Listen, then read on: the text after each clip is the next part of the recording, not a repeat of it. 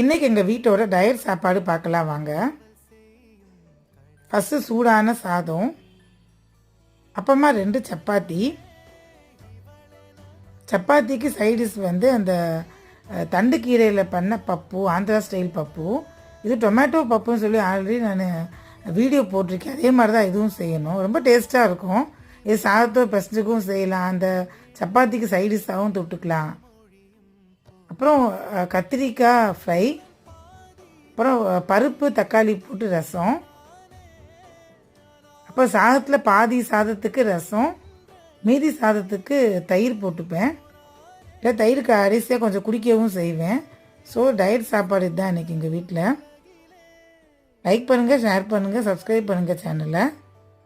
Daily என்னோடய வீடியோவை பார்த்து லைக் பண்ணுங்கள். அப்போ கடைசியாக கொஞ்சோண்டு ஊறுகாய். தேங்க்ஸ் ஃபார் வாட்சிங்.